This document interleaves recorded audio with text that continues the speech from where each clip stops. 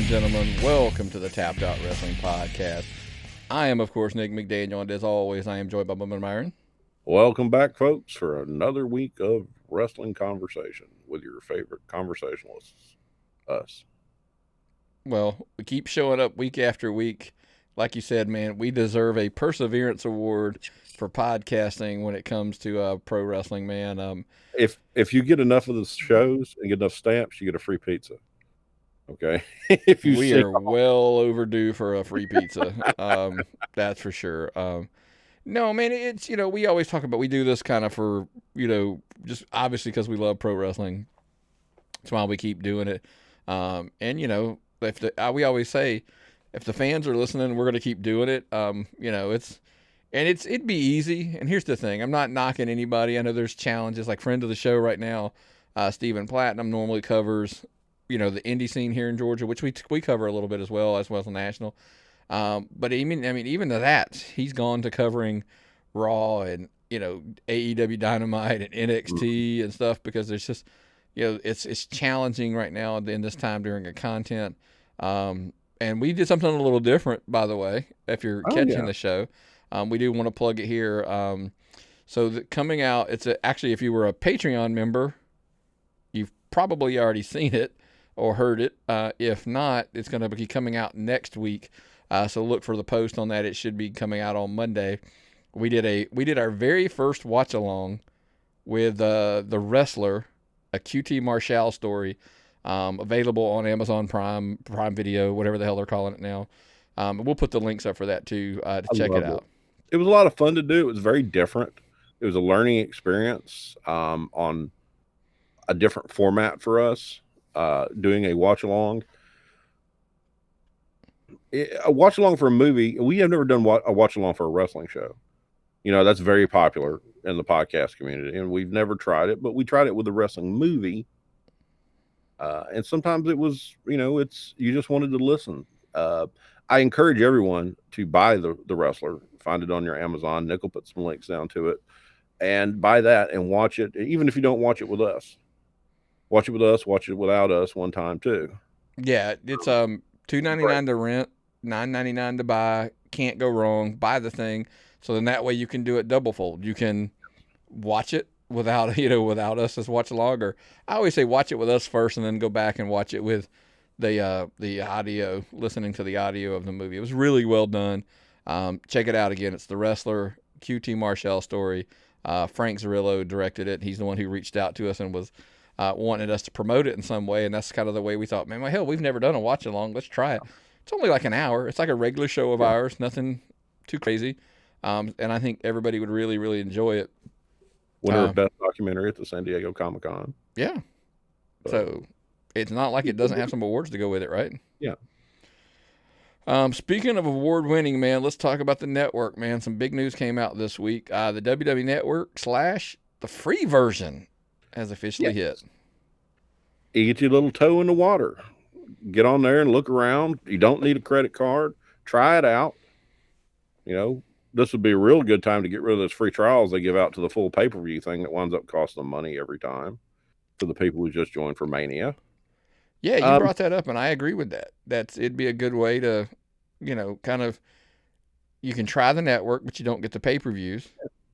They just say you keep getting the ads, you watch the pre-shows for the pay-per-views, you get a couple things, you get the good pitch, and for just $10, and you're like thinking, well, it's only going to cost me $10 to see this. It's a great way to do it. It gives people access to entertainment. We have friends and family who are wrestling fans, but they're not going to buy the network. Like if those Undertaker specials would eventually go onto that, I know a dozen friends that would gobble that up right away. Well, and it could be a reason for them to buy it in the future. Here's the thing to look at it. So 15,000 plus titles is what they're saying that are going to be on the free version. The Raw talk, and I think the SmackDown, like the Smack talk that comes on after SmackDown is going to be back on there as well. But like you said, if the Last Ride documentary eventually being there, I mean, Table for Three, the Monday Night War series, the ride-alongs, photo shoots, story time. The only thing that's curious is it said recent Raw, SmackDowns, and NXTs. I'm like, how recent's recent? Isn't it like 90 days or I don't know that because Hulu gets some rights to them too. So yeah. And then of course the thing that the select historical pay-per-views and takeovers, are we talking like they're going to put like WrestleMania 3 on there, something that's like a big one that you could get? that's one of the ones they've been running on regular free television lately, and apparently they're going to run 31 tonight. Yeah. Yep. And then of course the weekly shows, the Bump, now the Best of, the Top 24s. I mean, my thing is you put, like you said, those 24s on there, those WWE 24s. I mean, that's some good bait, man, to get you on there. And, even if you put like one or two of them on, not all of them, just enough to wet your whistle to get you to want to see them, because that's really the strength of the network, I believe. But like you said, just give them a little taste, give them a little tease, create that desire. But I think, yeah. Fans back. Get your casual wrestling fans back. Go in there and, give them something that somebody who hasn't watched WB in 20 years because they don't like it, but they're still a wrestling fan. Give them some of the old stuff to see, and maybe they'll buy in. Yeah. Advertise that great content. No, I'm with you 120%. The question I had too is, there's another one is like I said, but getting rid of the free trial for 1 month. I think this would be the solution. And is this the first step in the tiered network side? Yeah. Oh yeah, they're testing it. They're putting their foot in the water, testing it, see how this is going to work. I look forward to seeing how this works out, because it could be a big deal for wrestling broadcasting in the future. And I'm not quite sure why a lot of people give us pushback when we're like, I hope this ends the free trial, and that this, if you want a pay-per-view, you're basically going to at least pay the $9.99 to sign up for the month. Yeah. I don't see a problem with that. And I guess a lot of people are like, oh, I just want to sign up for my free trial every single month using a different email. And, I'm like, well, just why? Folks, you don't cheat it. Why would you feel different about cheating Vince McMahon than you would feel different about cheating a local promoter that you're friends with? They're both putting wrestling out there for you. And without financial income, they can't continue to do it. You look at all your indie darlings that got laid off from the WWE in the last month because the revenue dropped. So help keep these people employed. Help keep the wheels turning, man. Not that big a deal. $10 a month.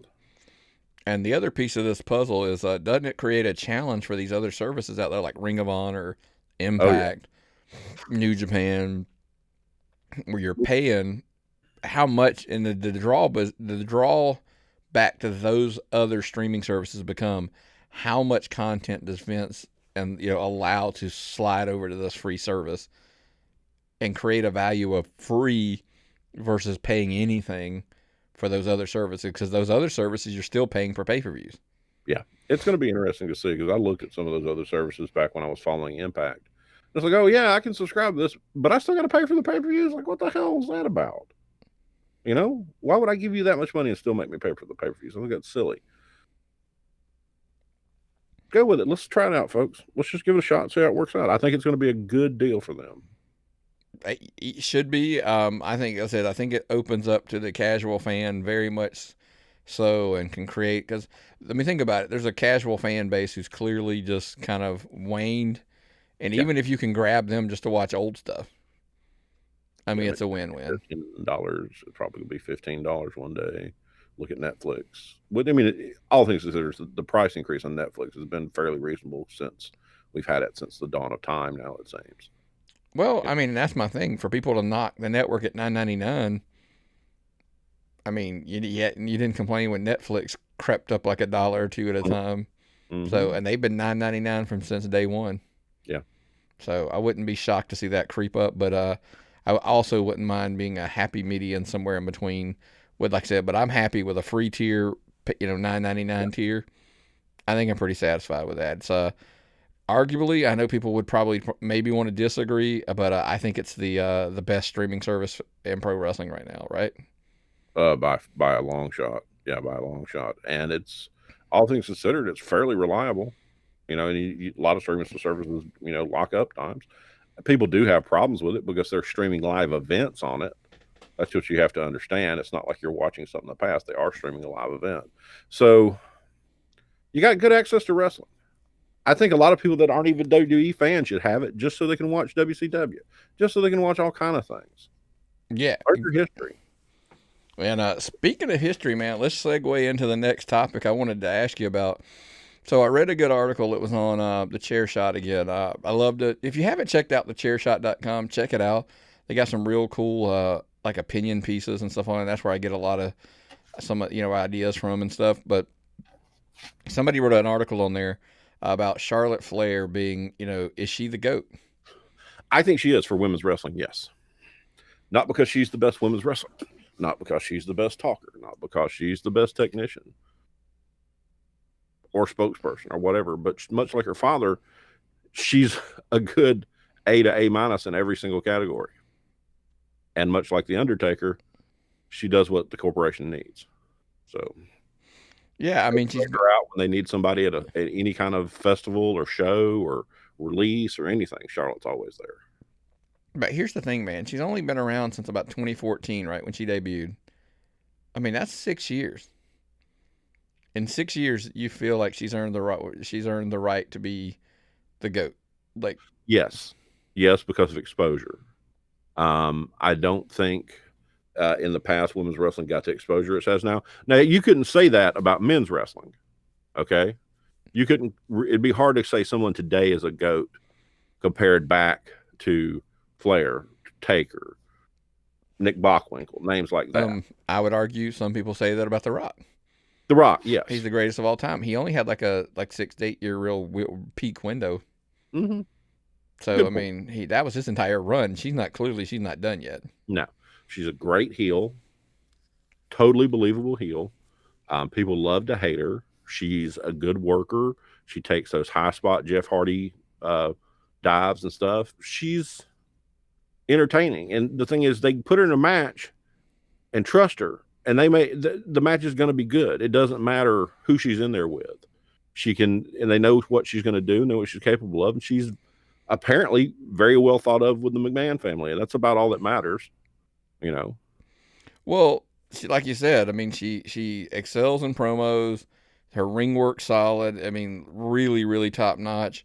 Word on the street is she's a good locker room leader. Kind of a great little package. And one of the things that you can't argue with is one of her biggest advantages that people say she has is also one of her biggest obstacles, and that's her last name. I mean, her, Charlotte Flair. She has to carry that Flair name around, and her father is, in some people's opinion, and arguably, the greatest pro wrestler ever. Yeah, definitely. And that is just something that most people probably couldn't handle. No. I mean, God bless him. I'm not knocking in the sense of a word, but David Flair. I mean, he was never going to live up to being Rick's son. There are not a lot of great second generation wrestlers. Not a lot of great second generation wrestlers. Not anymore, not the spotlight and the media pressures out there. Charlotte's always out in the spotlight. Without sounding sexist, she's a 6 foot tall, attractive blonde that they can send out to, when they sign new contracts with NBC and stuff like that. She looks good on camera. She talks very well. She gets in the ring and works. I think she's probably the best total package to come along in women's wrestling ever. Yeah, the presence alone, the aura when she walks into a room, and that's what I try to tell people that, we always talk about this as wrestlers. You want somebody when they walk into a room, they're special. Yeah. Even if you don't know who they are, you don't know why, you're like, okay, that person's a big deal for some reason. Yes. And she is. And it's not just, like I said, it's not just walking into a room, because it's not just on the mic. We talked about her her in-ring work. I mean, John Cena, it was, was labeled by JBL as Big Match John.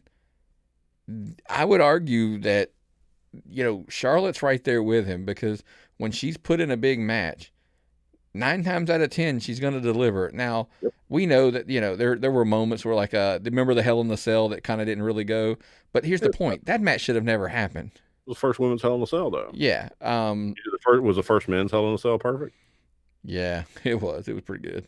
Well, those are old workers. Well, it was Shawn and Taker, so, I mean, But anyway, but my point being is that 9 times out of 10, Charlotte is going to deliver. I mean, they've put her in there with everybody. Now, I'm not saying these other women don't deserve their fair share of the credit, Oh no. and of what happened here. But we're talking even down in her NXT days, it was Sasha, Bailey. Then there's when you get to main roster, you're talking like Asuka, Ronda Rousey, Becky Lynch, on and on and on. When they put her in these matches, but we were discussing a little bit off air, and I actually said to you, do you really think that main event at WrestleMania 35? I mean, think about it long and hard.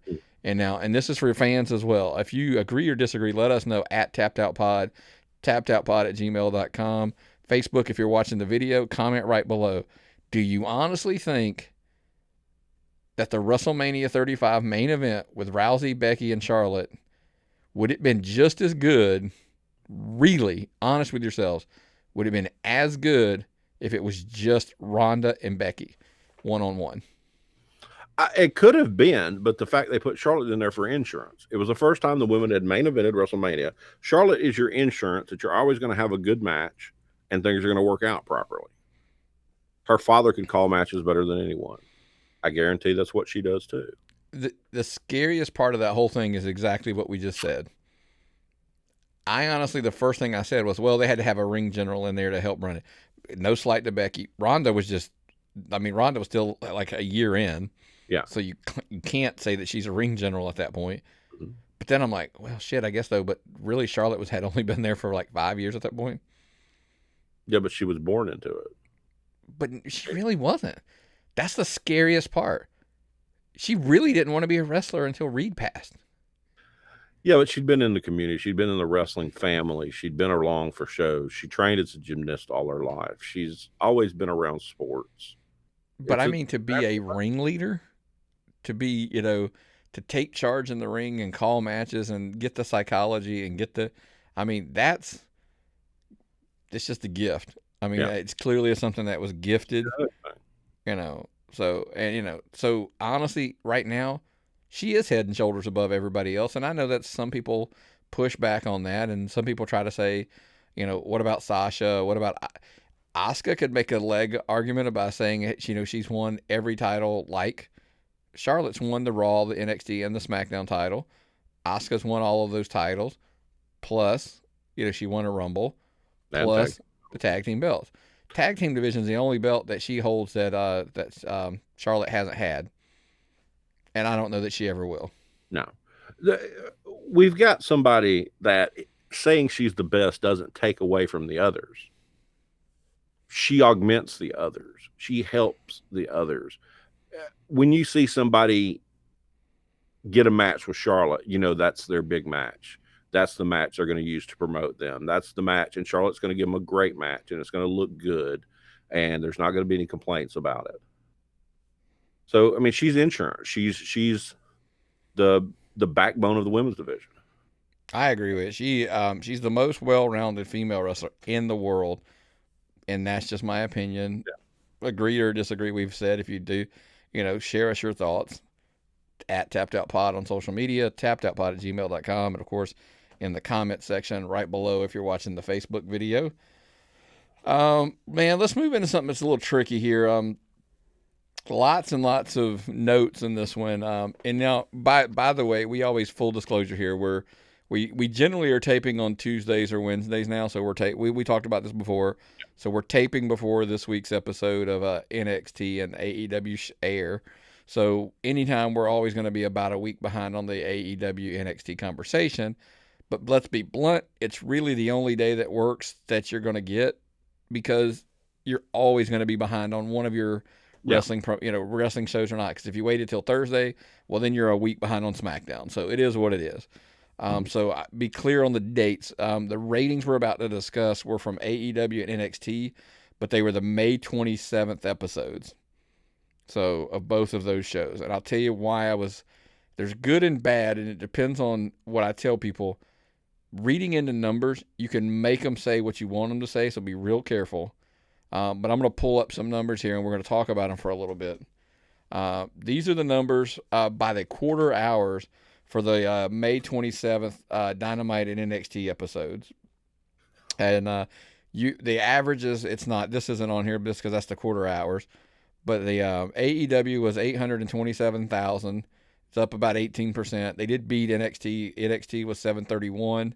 And AEW pretty much dominated all the demos, all the quarter hours, all except for one. We'll get into that a little bit here in a minute. That was the Charlotte Chelsea Green versus Io Shirai and Rhea Ripley. Actually, that quarter hour, NXT won 813,000 to 789,000. And that's kind of key because I wanted to get into that a little bit. The biggest stunner, this is kind of one that super, like, just caught me off guard in a weird way. The Mike Tyson segment that they aired, following up an appearance on the pay-per-view Double or Nothing.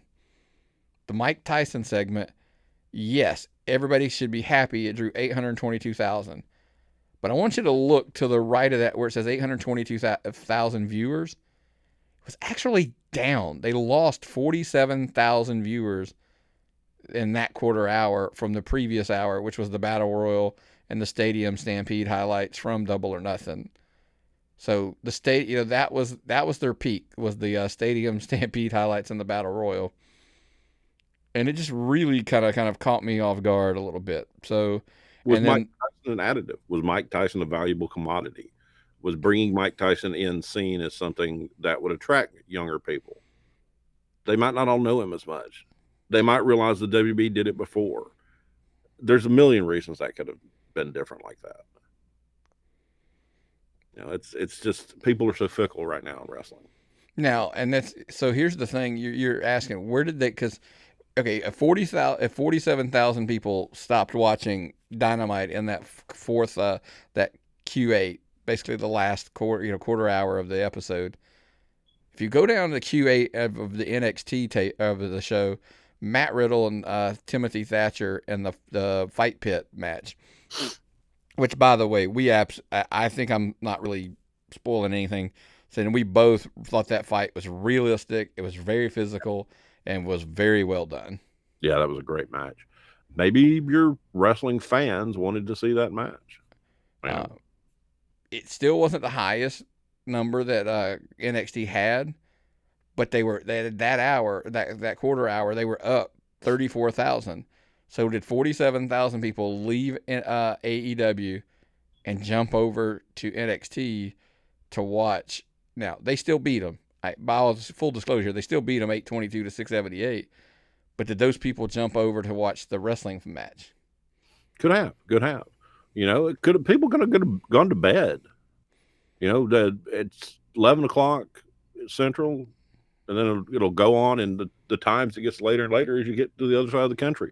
10 o'clock here is not that big a deal, but you look at the Raw hours as they drop in the third hour Raw to 11 o'clock. That could have been it. It's so hard to speculate on this stuff.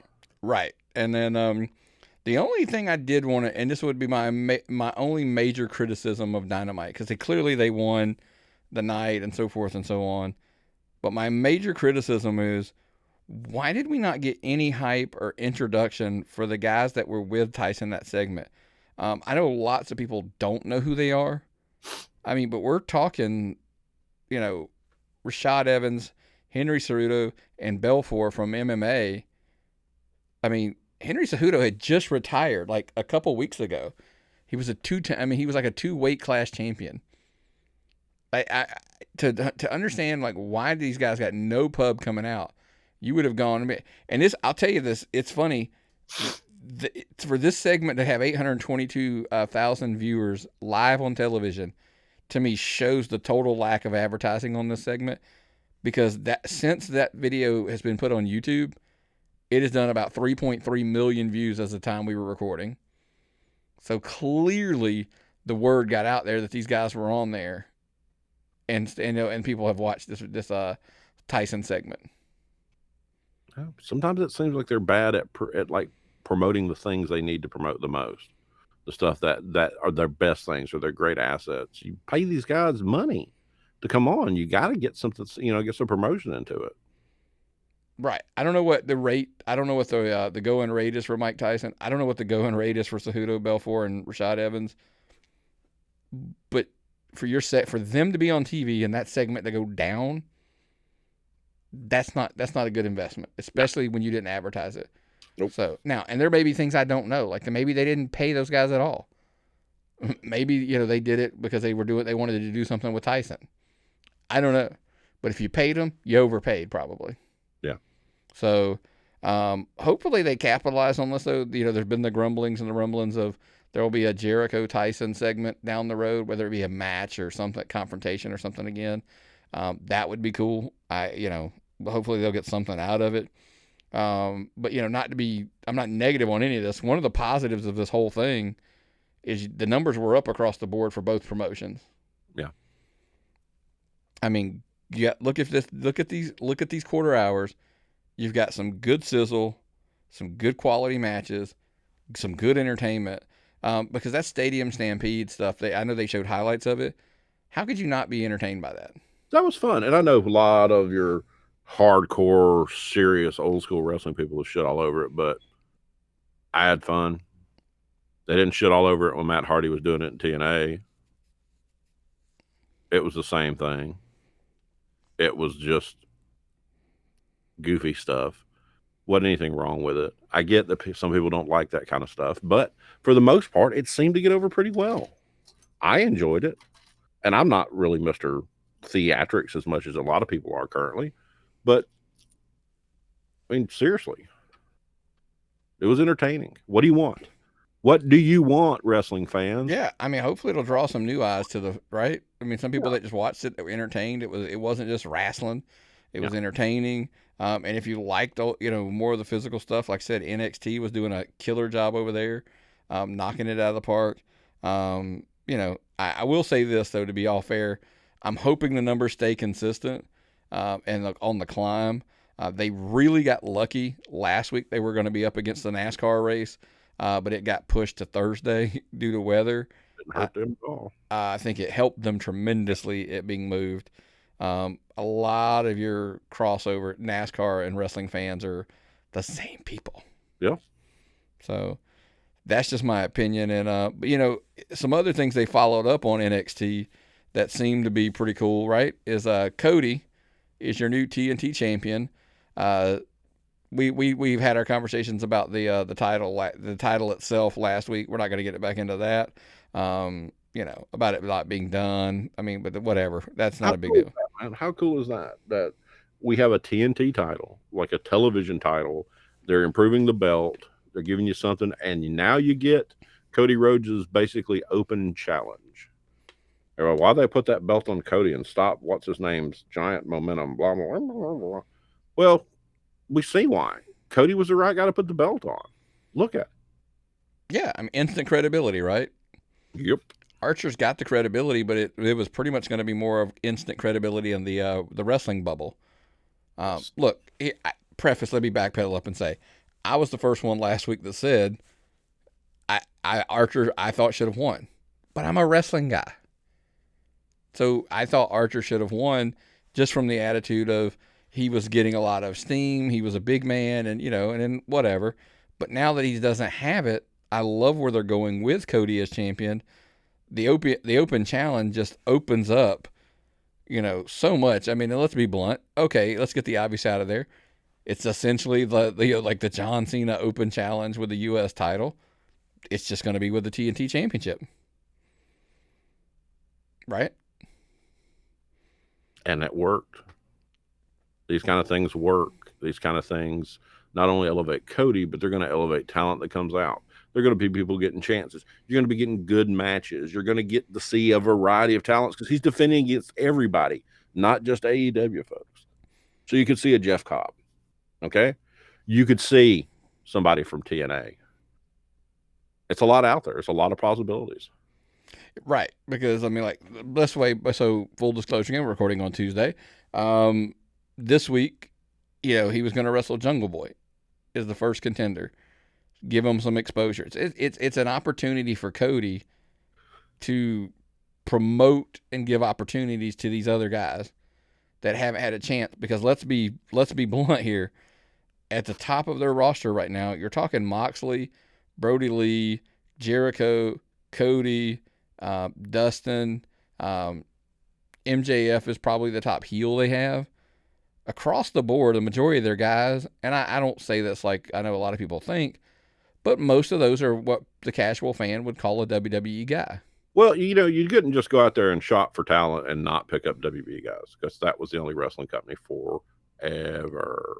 So they had to pick up some of those guys, but they have to make their own guys. That's going to be their challenge. Is they're going to have to make their own guys. They're going to have to make a stronger mid card.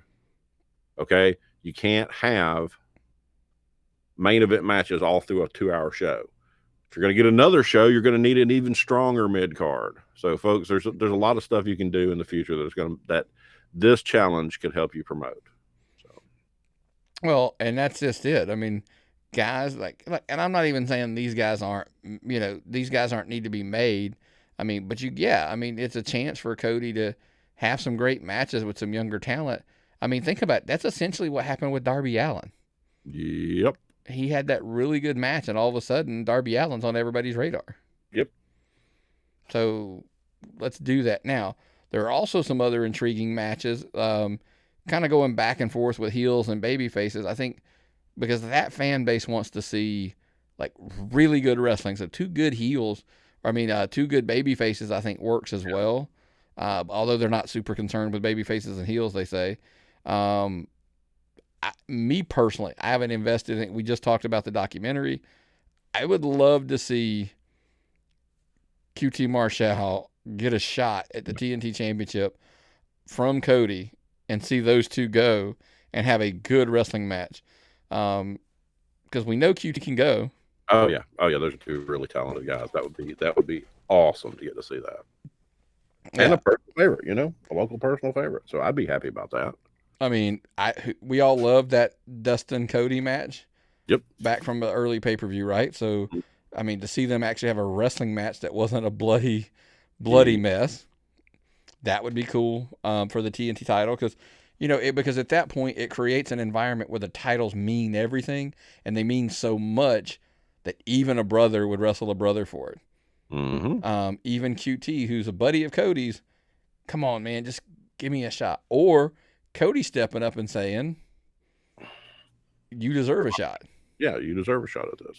Now, that all being said, you also got to come back and go, look, Lance Archer deserves probably another shot. Mm-hmm. I know Brian Cage is getting a shot at the AEW title, but he deserves a shot at this, right? Mm-hmm. So there's a good list of guys that I'm just starting with. We're a good 5-6 weeks in, of booking. If he's doing just this open challenges, and eventually it's going to lead to the next program. Yeah. So whomever and whatever that may be, we don't know. But good for John Cena, and he's pretty important.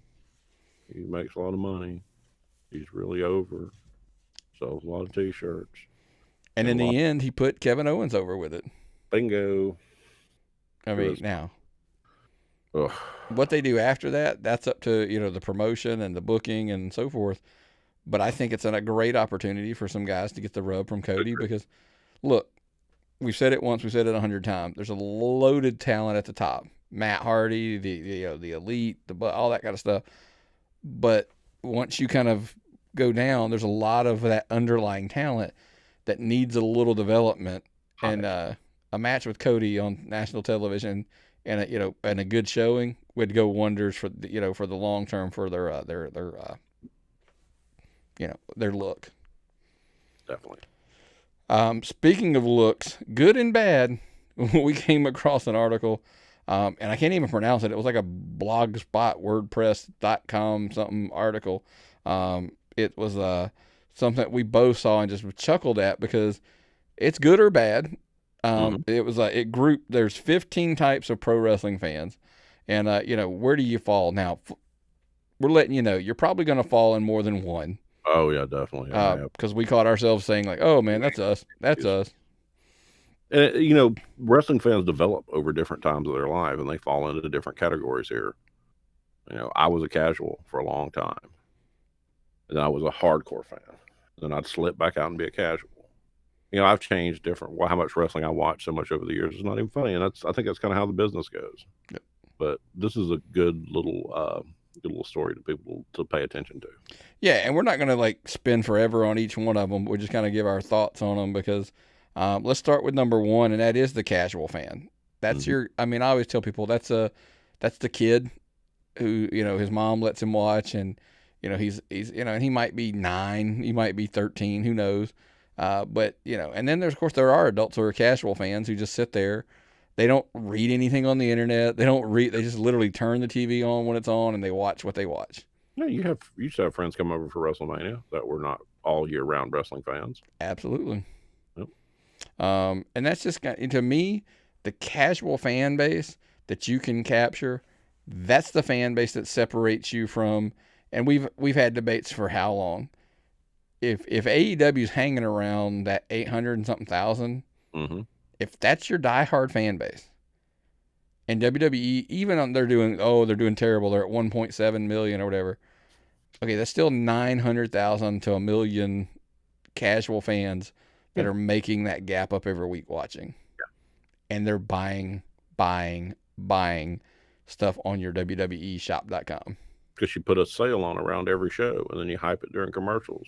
And that kid wants that guy's shirt. Mm-hmm. And so I think that's where your money is, and that's kind of the crowd base you need to go. And then the funny part is do the other 14 push that one away more than anything? And that's why you don't talk about wrestling in public anymore around a lot of people, because the way wrestling fans act is why. People used to be like, you don't like that fake stuff, do you? And now it's like, ooh, you're a wrestling fan? Because of the way wrestling fans act. Have you ever been to Dragon Con and seen the nerds, the hardcore nerd fanboys? That's the people that drive away casual people in wrestling too. So let's move on to number 2. Some of these we're gonna zip through a little bit faster. The WWE fanboy. Hey, it's not me, but I've been accused of this. Apologist. Yep. I've been accused of being a WWE apologist on many, many, many occasions. And that's just the guy who basically watches WWE. That's it. Loves it. No matter what they do, loves it. And so it's pretty self-explanatory. Yeah. But here's the thing. There's a part of me that says sometimes there's a casual fan that would probably be sucked into that category because that's what most people think wrestling is. Yep. So, and that's what you like. That's what you like. Yep. Then there's the indie fanboy. I don't like anything big. I don't like any big promotions. I only love what I see, at my local, bingo hall, VFW, high school gym, etc. It's the best wrestling in the world, and you can't prove otherwise. They want the flip-flop flies. That's what they want. When we know some of those guys. Yeah, I go to a lot of indie shows. I love it. I did back when we had wrestling. I love indie shows. It's not all I watch, though. Not always the best. No. And this is the guy who's got, IWTV, subscription, and it's all he watches, doesn't have the network, doesn't even want to talk about the network.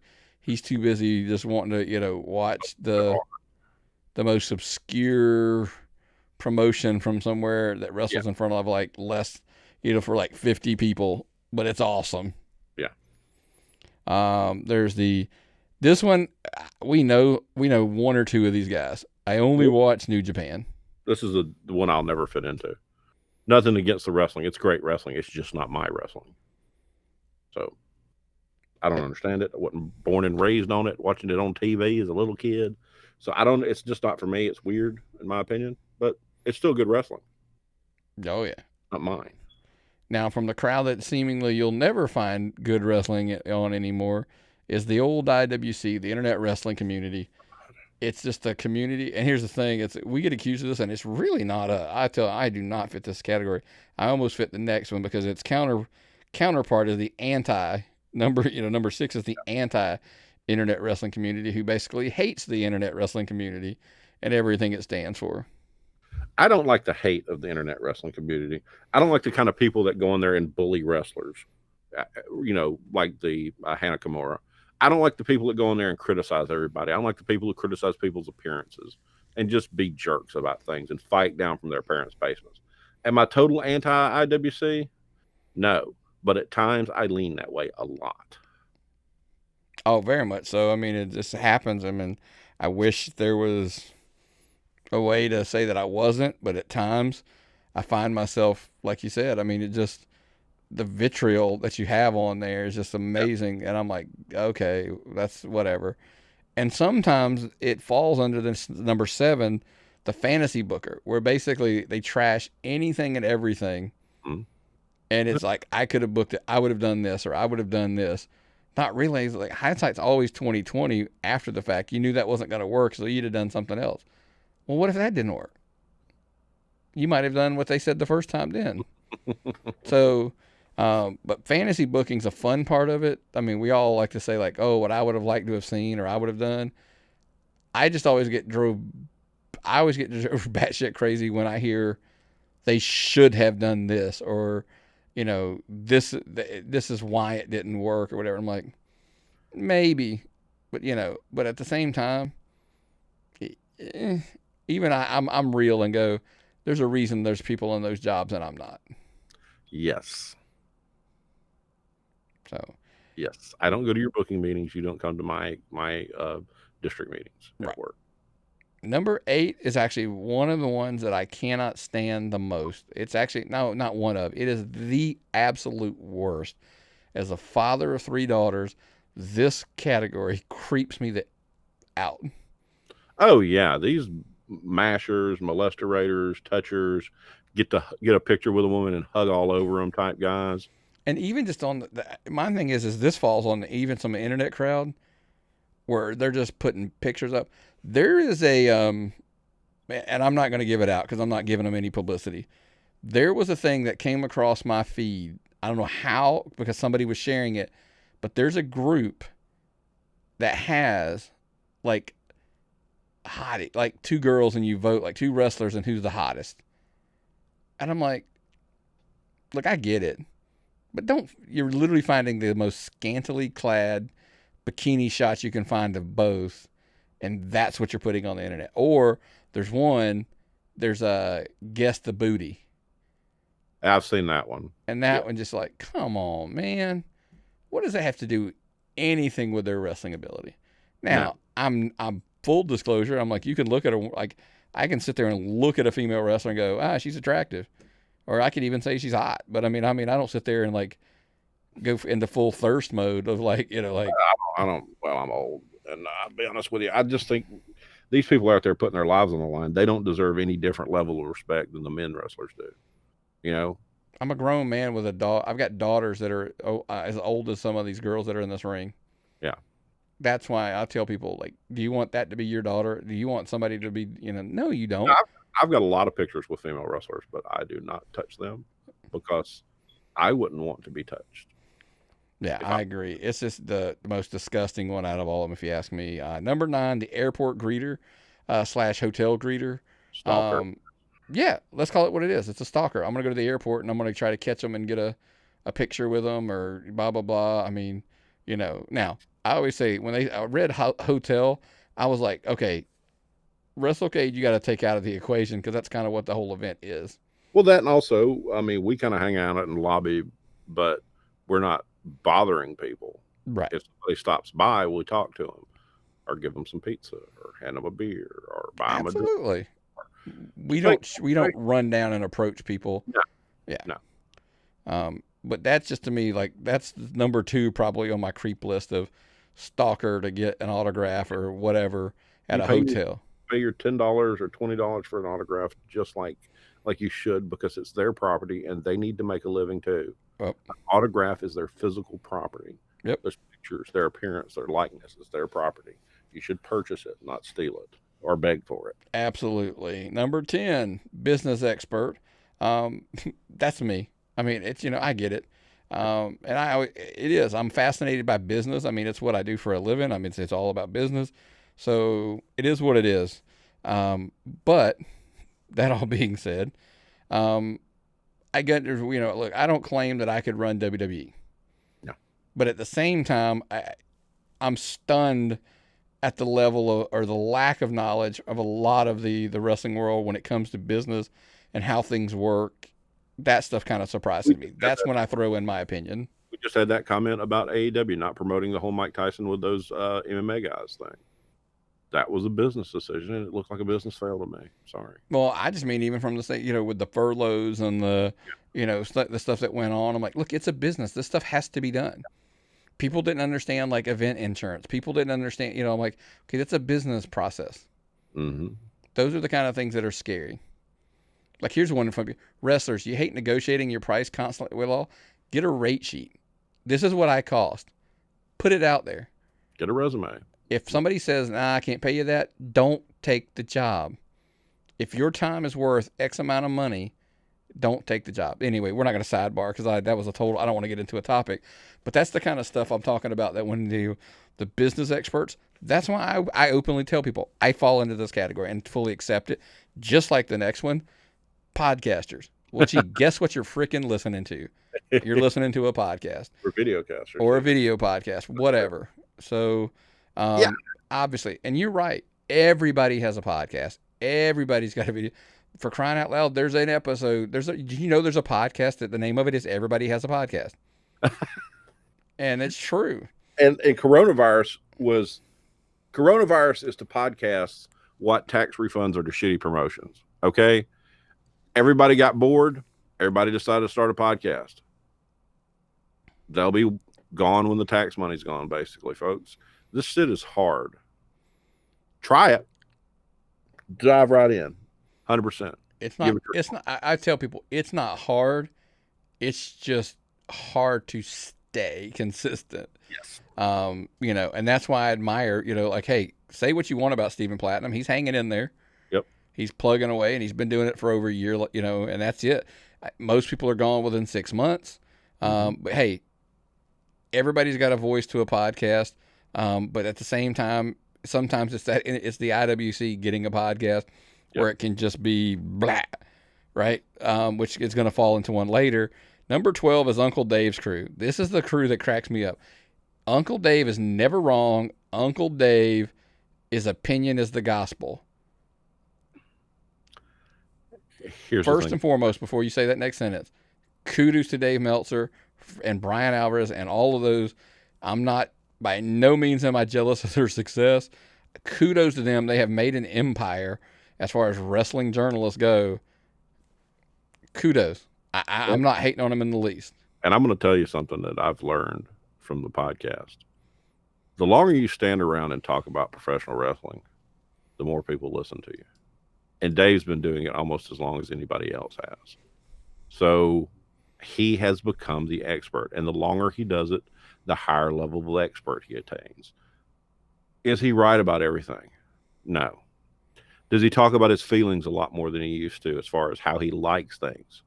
Yes. Is he objective as much as he used to be? Not so much, in my opinion. Is he still somebody that we should admire for all his hard work? Yes. His dedication? Yes. Started in a newsletter, worked his way up to all forms of media. I would be in awe to meet Dave Meltzer. But do I agree with Dave Meltzer all the time? Probably don't agree with him 50% of the time. Right. I agree with you. And I just, is what it is. But, don't take, look, man, it's, here's the thing. To me, Dave Meltzer is no more than Fox and CNN. Yes. If you sit there and you listen to one kind of news and you accept it as the gospel, whew, you are sadly mistaken. I'm not getting into the topic right now, but the other night we were sitting there watching the news and literally flipping between CNN and Fox back and forth, because that's what I teach my kids. You should watch both opinions and try to fit, because probably the truth is somewhere in the middle. Mm-hmm. And to see one event with two opposing viewpoints, mm-hmm. to hear the spin from it, it was pretty crazy. Oh, yeah. But wrestling's the same. Wrestling's subjective. Totally subjective. It's all absolutely. At best, you're a movie reviewer. Especially you're not a historian. Especially the 5-star. This was the greatest match of all time. Yes. And we would sit there and debate that till we were blue in the face, right? he is much closer to Siskel and Ebert than he is to Walter Cronkite or Walter Conger. Or I was going with a sportscaster. Yes. Yeah. It's an opinion-driven thing, though. You're not commenting about something that's factual. Yeah. Number 13 is I Hate Wrestling Fans. This one where I spend a ton of time on. But this is the guy that you will run across on Twitter a lot, where basically everything sucks and nothing is good. My question always to this fan is, why are you still watching? Just turn the TV off or turn the channel to go watch, Lifetime or Hallmark. That's why I have TVs downstairs and TVs upstairs. The new fan, the AEW fanboy / haters, we kind of lump them into one sum, right? The AEW fanboy is everything they do shines, nothing stinks, not even their poop. That's all. Yes, it is a hot new commodity, and that spawns from Dave Meltzer. Okay. And Dave Meltzer followed these people. They followed the Bucks. They followed these guys over there. They followed Kenny Omega. And they're the greatest, and everything they do is terrific. Well, no, it's not. They do a lot of great stuff, but it's not for everybody. They are. Here's a shocking statement. In the grand scheme of things, AEW and WWE are no different. They're both two groups of people performing the same thing, a performance, and trying to get people to like it and watch it. It's like Star Wars and Star Trek. They're both science fiction. They're both set in space. Are they different? Yes, but they're the same thing. AEW, that's a great analogy, that WWE and AEW are nothing more than the battle of the Star Trek Star Wars fan. Mm-hmm. Which one's better? In the end, you just want to wear uniforms, folks. That's all it's got to it. Yeah, no, I agree with you 110% there. And then last they put in there is the true fan. The funny thing is I overlap that a lot with number one. I think the true fan is the guy who just loves wrestling and watches everything and is just totally happy. Doesn't really care if I would have booked this differently, or I would have, that was terrible, whatever. He just sits down, he watches it, boom, when wrestling's over, he turns it off and goes, it was good. I want to be able to sit down and get a good match. Okay. I love it when a match gets shared on Facebook or something. I can sit down and watch it. It's like, damn, that was amazing. Or I just scroll through YouTube or Jarrett Parsons or any of the other services or the network. Yeah. See a good match. Because that's what I liked about this stuff. That's what I love about this stuff. I don't need all this other crapness garbage. So be a true fan. Just enjoy it. If you don't like it, say you don't like it, but you don't attack people who do like it. Yep. Just enjoy it. Everybody I think we all learn to be better human beings, not just about wrestling, but a lot of other things in the world right now. So let's all be true fans. Absolutely. To wrap up the show this week, the Georgia Indie Talk, there's not a ton in here to go over. We do, again, want to mention, supposedly, June 6th, Southern Violence and Wrestling is going to run a show outdoors at this the brewing company up there in Athens. But Myron, the commission, maybe? Okay, so today is June the 2nd. The Georgia Athletic Commission is meeting on June 4th. The Georgia Athletic Commission would love to talk about anything besides professional damn wrestling. Okay? They want to talk about where their money comes from, boxing, MMA. And if you look at what Alabama's commission did, they set out rules to start boxing and MMA back. They just happen to affect wrestling because wrestling is lumped in there with combat sports. No way a promotion can run in Alabama right now unless you're the WWE, who don't come there maybe once a year anyway. Right. That was for boxing and wrestling. When the Georgia Athletic Commission meets on Thursday, the last thing they want to talk about is a show going on Athens on June 6th. But if people keep sending them reports and complaining about the wrestling shows that are going on in Athens on June 6th, whatever you want to say about Southern Violence, whatever you say about those guys, they're going to run a wrestling show, and they've went out of their way to meet all the requirements. Will they be able to? Who knows? But if you get the commission pissed off, ratting on somebody for being the first guy running again, even if you don't agree with it, and they start having to talk about wrestling when they don't want to talk about wrestling, think about it. If there's 25 licensed wrestling, this is just my made-up number, 25 licensed wrestling promoters in Georgia, which there's not, That's $2,500 the state athletic commission makes on wrestling because nobody turns in their gate receipts. You don't have to under a certain amount. So wink, wink. Wink, wink. Okay? So you piss them off and make them talk about wrestling when they don't want to. They're going to start watching. And they may be in Athens on Saturday now. Maybe they'll say, maybe on Thursday, they'll say, screw it, nobody can run wrestling. Or they'll put in a draconian rules like Alabama Athletic Commission did. Right. If they run that indoor/outdoor, doesn't matter what. If they run those guidelines, yes. I hate to tell people, wrestling's done for a long, long time in Georgia. Oh, we're looking at the first of year tops. And I don't hate the first guys trying to run again. I think they've gone out of their way to meet the stuff. But somebody had to do it. Somebody had to be the first one. We'll see. But on Thursday, when they meet, if they are forced to have to talk about wrestling on Saturday, they're not going to be happy. And if the athletic commission shows up Saturday, not only are people not going to get to see wrestling, and some haters from the whatever spreading rumors or sending things in are going to get, they're going to get their little happy thing. But I've never been at a show that the athletic commission showed up at. Over the last 3 years, I've gone to 1 to 2 wrestling shows every month, sometimes 3, from multiple promotions all over the state of Georgia, and never once seen anyone from the athletic commission that I knew was from the athletic commission. You don't want them there. By no means do we want. And then, Stephen Platinum, again, check out, he did a great show about this.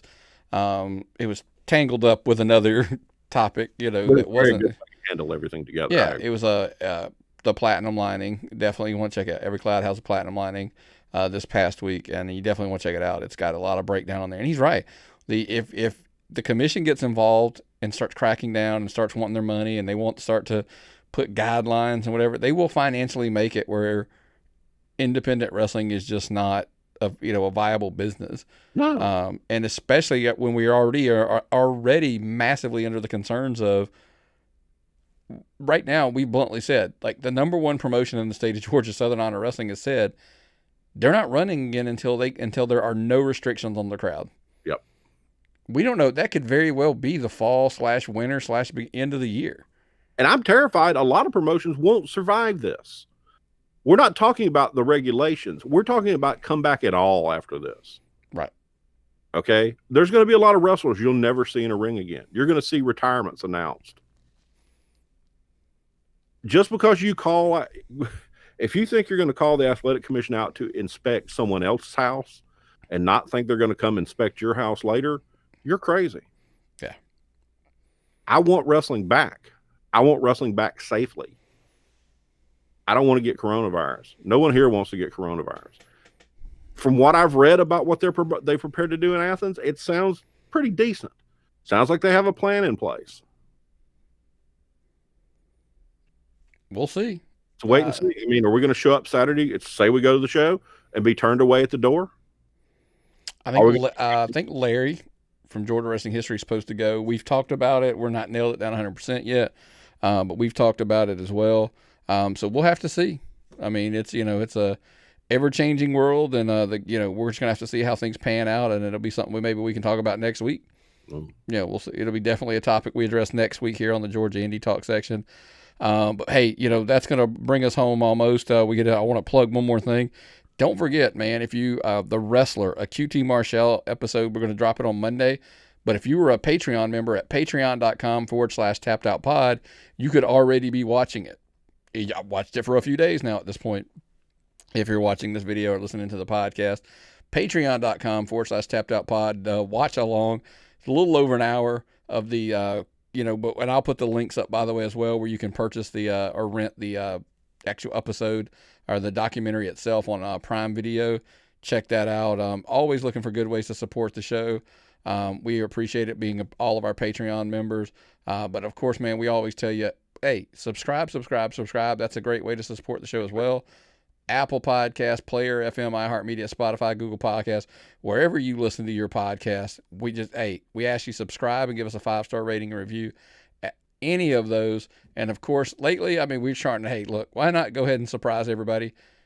Just go over to YouTube and surprise me and subscribe. Prove me wrong, because people are starting to subscribe there, even though we tell them not to. Really, we don't say not to. We just don't really care. We had never cared, but now people are anyway. So subscribe over there, and give us. The videos are there as well. All those places. Yeah, we're everywhere. Everywhere that's up top, and of course YouTube. Yeah. Last but not least, we always tell you, head over to. I know we want to send our thoughts out to, man, a Pro Wrestling Tees up in Chicago. Looked like you got a little bit of vandalism, but so support us, support the show. Go over to ProWrestlingTees.com and then go to just search Tapped Out Wrestling Podcast. Pick up one of the shirts, help support the show and all that good stuff. So we would appreciate it, man. Folks, we'll go back to the thing about the wrestler. I encourage everybody to go watch that. It is one of my favorite wrestling movies of all time now. It is a great human interest story for people who wouldn't even like wrestling. It's an inspirational story about a man with a dream and how his dream worked out. And I told Nick when we were looking at it, I said, I knew how this story was going to end, but I still teared up at the end because it was that well done. Yeah. Folks, you got to try this out. Go see that movie. Nick's going to put the links up. Just click on that link. It'll take you there. Buy it, rent it. It'd be better to buy it because I've watched it 3 times already.